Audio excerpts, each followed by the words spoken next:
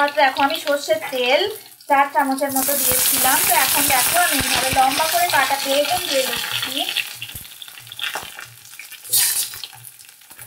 বড়দের প্রণাম আর ছোটদের ভালোবাসা জানিয়ে আমি আমার রেসিপিটা এখন থেকে শুরু করলাম। তো যারা আমাকে বন্ধু করেছে বা করনি সবাইকে আমার চ্যানেলে অনেক অনেক স্বাগত আর অনেক অনেক ভালোবাসা।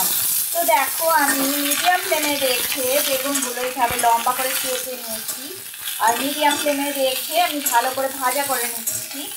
তো এই রান্নাটা সরষের তেলে অবশ্যই করবে আর সুন্দর একটা নিরামিষ রান্না তোমাদের সঙ্গে আমি শেয়ার করছি। দেখো কত সুন্দর খেতে হবে। তোমরা বাড়িতে একবার হলেও নিরামিষের দিনে অবশ্যই ট্রাই করো। তো বেগুনগুলো আমি ভাজা করে নেব। দেখো আমি একটু সামান্য হলুদ গুঁড়ো দিয়ে দিচ্ছি।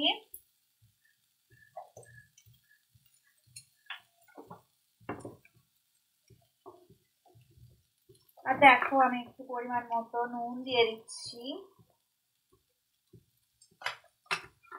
গরম ভাতে দুর্দান্ত স্বাদ হয়।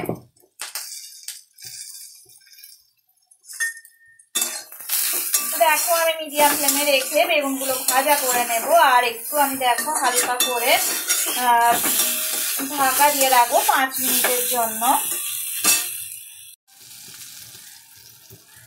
দেখো বেগুনগুলো বেশ ভালো ভাজা হয়ে গেছে। আমি দেখো দুটো কাঁচা লঙ্কা কুচি আমি দিয়ে দিলাম। তো এবার দেখো আমি বেটে রাখা পোস্ত দিয়ে দিচ্ছি। আমি দেখো 2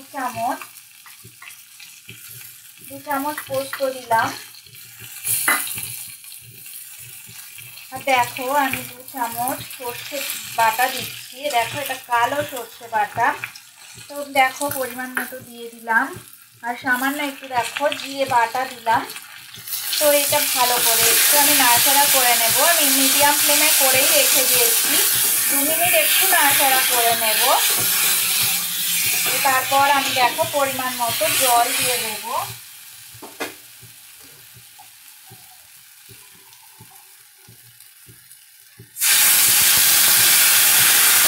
একদম শুকনো শুকনো রান্নাটা হবে। তো বেশি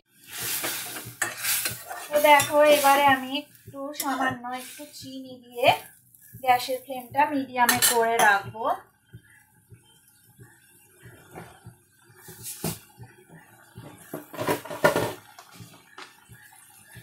হাফ চামচ চিনি দিয়ে দিলাম। এবার দেখো আমি মিডিয়ামে করে আমি ঢাকা দিয়ে রেখে দেবো। দেখো আমি 2 মিনিট ঢাকা দিয়ে রেখে দিয়েছিলাম আর ঢাকাটা দেখো তুলে নিয়েছি। তো রেসিপিটা একদম রেডি হয়ে গেছে। সর্ষে পোস্ত দিয়ে বেগুনের রেসিপি। এবার আমি গ্যাসের ফ্লেমটা অফ করে দেব।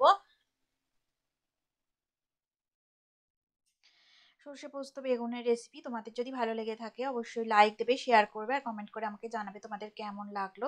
তোমরা সবাই ভালো থাকো, সুস্থ থাকো আর আমার রেসিপি এভাবে দেখতে থাকো। এতক্ষণ ধরে রেসিপিটা দেখার জন্য তোমাদের অনেক অনেক ধন্যবাদ।